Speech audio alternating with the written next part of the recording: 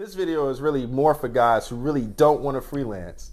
You want to have more time with your loved one because, of that reason. Now, if you had it your way, you wouldn't work at all. You'll do the things you'll love, which has nothing to do with work, but indulge in hours of just this unfulfilled hedonistic pleasure.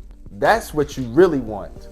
Unfortunately, that isn't reality, and if it is, then it usually leads down to a path of self-destruction. Humans, especially men, are designed to work by the sweat of their brow and labor of our hands, despite what these corporate societal narratives tell us. A lot of people online love to work, but just want to do work that empowers and fulfills them.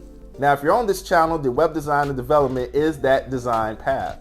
What's up, everyone? Welcome for the first time or back to another dljworks video where we talk all things related to web design and development. Now, this field is robust with different specializations and income opportunities that not only are job positions available to you, but client work is ripe for the taking. The field, how does it say? The harvest is plentiful, but the laborers are few. Now, you cannot approach freelancing in a traditional old order meaning of cold pitching, accepting phone calls at any time, basically having no boundaries. Now, that sort of behavior reeks of desperation.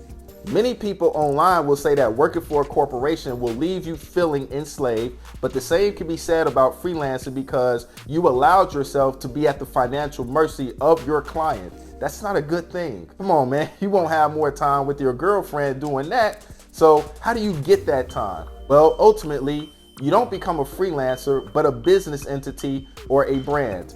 Freelancing, despite this title, will leave you broke and dusty. Now, there's a certain mindset that comes with freelancing that will leave you begging for scraps. By switching from freelancer to brand management, you attract more people to you. They are more accepting of your pricing, and because frankly, they need you more than you actually need them. If your attitude is that of a boss man.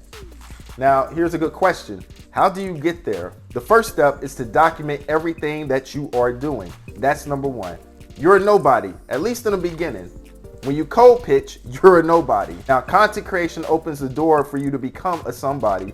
With the social credibility that comes with the subscriber count and high views, your reputation will be perceived at a more prestigious scale if you're using YouTube. Now, I started this channel, dljworks, in 2018, making videos documenting how I solve WordPress issues and then moving on to video on demand such as Vimeo OTT and Uscreen. I learned how to listen to the comments later and make more videos to position myself as a guy who knows what he is talking about. From there, I would then get DMs from people who saw my content, and not just anybody. I would get it from business people, people who are trying to be the solopreneur, all types of people willing to actually give me money. These people would see my content and then they had to come to a decision. They can either DIY, which means do it themselves, or they can just ask me, this guy. Now, the latter is usually what happened because these are, as I mentioned before, business owners who don't have time to try to configure their own accounts.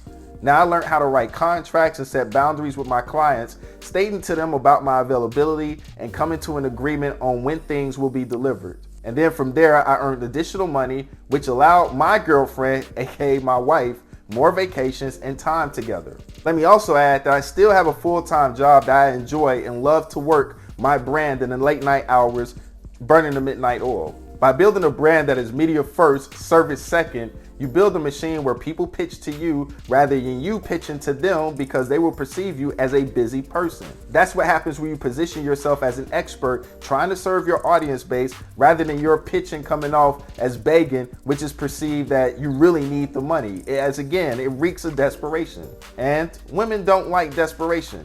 Freelancing makes you desperate. So stop freelancing, and your girlfriend will want a boss anyway. That is the time that I have for you in this video. I hope you found something helpful with it and you're encouraged to actually build a media empire or a business brand rather than just trying to freelance on the side consistently. I'm actually going to recommend a different video and not lead you to one of my other videos in the catalog, but you need to watch this Mike Locke video where he actually makes a good point about freelancing and how it's an actual temporary thing. It should be right here in the end card. So yes, go there immediately right now. Tell them DeShaun sent you.